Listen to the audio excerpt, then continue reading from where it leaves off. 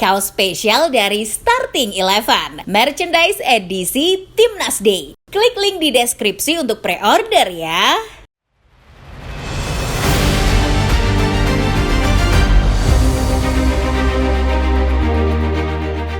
Usai kegagalan mencapai semifinal di Piala AFF 2024, pelatih asal Korea Shin Tae-yong menjadi sasaran kritikan pedas dari berbagai pihak. Banyak yang menyalahkan Shin Tae-yong karena dianggap gagal memaksimalkan potensi kekuatan timnas Indonesia yang dihuni pemain-pemain muda berbakat. Permainan Indonesia yang kurang rapi dan tidak konsisten sepanjang turnamen memicu kekecewaan publik, terutama mengingat ekspektasi tinggi setelah pencapaian sebelumnya. Bahkan beredar rumor bahwa Shin Tae-yong akan segera digantikan. Ini berkaitan dengan gaya bermainnya yang fokus pada kekuatan fisik dinilai tidak lagi efektif untuk menghadapi tantangan di level Piala Dunia. Namun di balik kritik tersebut tidak bisa dipungkiri bahwa Indonesia di bawah Shin Tae-yong telah mengalami perkembangan signifikan. Mengganti pelatih di tengah kompetisi bukanlah langkah yang sederhana, terlebih jika melihat pengalaman negara-negara lain seperti Arab Saudi. Indonesia perlu berhati-hati agar tidak mengulangi kesalahan yang sama dengan mereka. Karena kestabilan dan kesinambungan strategi sejatinya adalah kunci utama untuk menjaga momentum perkembangan tim di kancah internasional.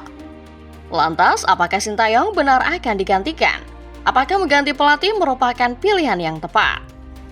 Sebelum kita mulai pembahasannya Football Lovers, seperti biasa, jangan lupa untuk menekan dulu tombol like dan subscribe, serta nyalakan lonceng notifikasinya, supaya kedepannya kamu tidak ketinggalan berita-berita terbaru lainnya seputar dunia sepak bola dari channel Starting Eleven Moment.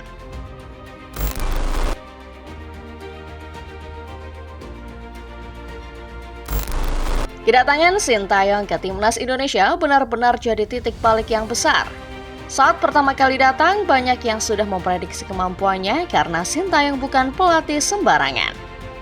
Pengalamannya bersama Korea Selatan di Piala Dunia 2018 membuat ekspektasi terhadapnya sangat tinggi. Dan benar saja, setelah beberapa tahun melatih, pelatih ini mampu membangkitkan nama besar Garuda yang sebelumnya sempat redup.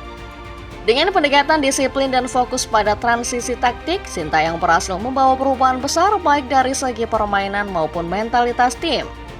Pencapaian terbesar yang jadi sorotan tentunya adalah lolosnya Indonesia ke putaran ketiga kualifikasi Piala Dunia 2026 zona Asia. Ini jadi sejarah baru setelah penantian panjang selama 38 tahun, sejak terakhir kali Indonesia merasakan momen serupa di tahun 1986. Bukan hanya itu, Indonesia pun otomatis mendapat tiket ke Piala Asia 2027 setelah menjadi runner-up grup F. Ini adalah pencapaian besar, mengingat sebelumnya kita harus menunggu 16 tahun untuk lolos ke Piala Asia 2024. Jika dibandingkan dengan era sebelumnya, transformasi ini jelas menunjukkan peningkatan. Shin Tae-yong bukan cuma membangun tim dari segi teknis, tapi juga menanamkan mental juara. Meski trofi belum mampir ke lemari timnas, perubahan yang dia bawa cukup untuk membuktikan bahwa dirinya adalah sosok yang tepat untuk pasukan Garuda.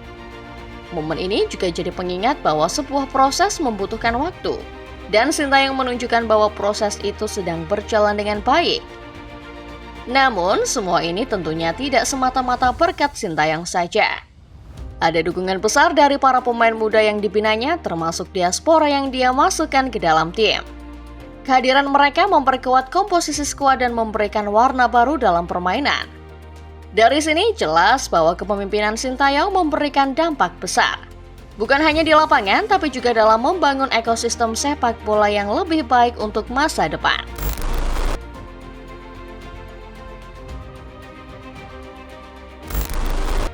Meski punya banyak prestasi, Shin Tae-yong tetap manusia biasa yang tidak luput dari kesalahan. Salah satu momen yang buat kecewa banyak orang adalah gugurnya timnas Indonesia di Piala AFF 2024. Saat itu, ekspektasi publik begitu tinggi setelah serangkaian pencapaian sebelumnya, tapi performa Garuda Muda kala itu justru mengecewakan. Permainan terlihat kurang rapi, bahkan acak-acakan di lapangan. Ini jelas bukan penampilan yang diharapkan dari skuad yang digadang-gadang sebagai generasi timnas selanjutnya. Menurut Erick Thohir, Ketua Umum PSSI, kegagalan ini sebenarnya bisa dihindari jika Shin Tae-yong mampu memaksimalkan potensi para pemain muda yang dimiliki. Target minimal semifinal pun kandas setelah Indonesia kalah dari Filipina di pertandingan penting. Erik sendiri sempat memberikan pernyataan yang cukup menohok usai pertandingan. Walaupun dengan pemain muda kan kita berharap dengan Myanmar menang, dengan Laos menang, dengan Filipina menang, dengan Vietnam ya mungkin masih. Di sini bisa kan tadi sebenarnya? Teman-teman media lihat gimana tadi? Bisa. Cuma ya namanya bola. Bola kan drama ya. Ujar Erik kepada wartawan. Selain kritik, Erik juga berjanji untuk mengevaluasi kinerja Sintayong demi memastikan kegagalan serupa tidak terulang kembali di masa depan. Evaluasi ini sebenarnya adalah hal wajar dalam dunia sepak bola, apalagi dengan kontrak Sintayong yang sudah mengatur kewajiban untuk dievaluasi secara berkala. Pasti dievaluasi. Orang Coach Nova Arianto dievaluasi, Coach Sin masa tidak dievaluasi? Di kontraknya ada kok, semua pelatih wajib dievaluasi, kata Erik di Solo. Hal ini menunjukkan bahwa meski Sintayong dianggap sukses besar, PSSI tetap ingin memastikan dia berada di jalur yang benar. Kegagalan di Piala AFF ini jadi pengingat bahwa perjalanan menuju kesuksesan tidak selalu berjalan mulus. Sintayong telah membawa banyak perubahan positif, tapi tekanan untuk terus tampil sempurna adalah tantangan yang harus terus ia hadapi.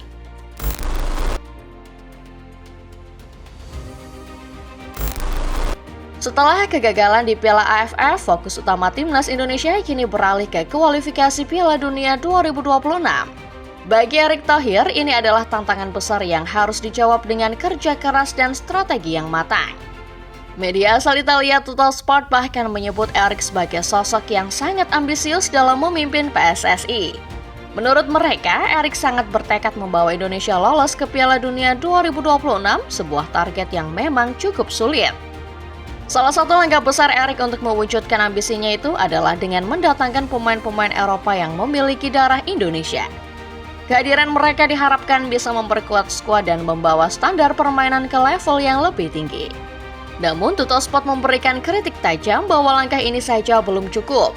Mereka bahkan menyarankan agar Sintayong diganti dengan pelatih asal Eropa yang dianggap lebih relevan untuk menghadapi tantangan di masa depan. Menurut Tuttosport, gaya permainan Sintayong yang terlalu fokus pada lari dan fisik dianggap kurang efektif di kualifikasi berikutnya. Mereka merekomendasikan agar pelatih baru mulai melatih sebelum laga penting melawan Australia dan Bahrain pada Maret 2025. Ini jelas menjadi pernyataan yang cukup mencengangkan. Terlepas dari kritik tersebut, ambisi Erick Thohir menunjukkan bahwa PSSI kini lebih serius dalam mengelola sepak bola nasional. Keputusan untuk mengganti atau mempertahankan Sintayong akan menjadi momen penting yang menentukan masa depan timnas Indonesia.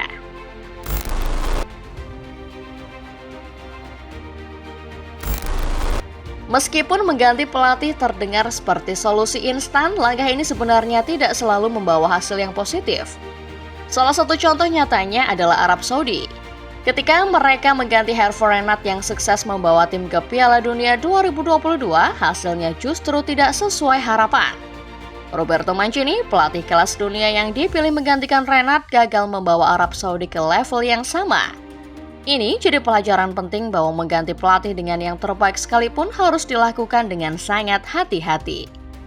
Kondisi setiap tim jelas berbeda, dan menyamakan Indonesia dengan negara lain mungkin kurang relevan. Dalam kasus Arab, kesalahan mereka adalah mengganti pelatih tanpa mempertimbangkan adaptasi strategi dengan karakteristik pemain yang ada.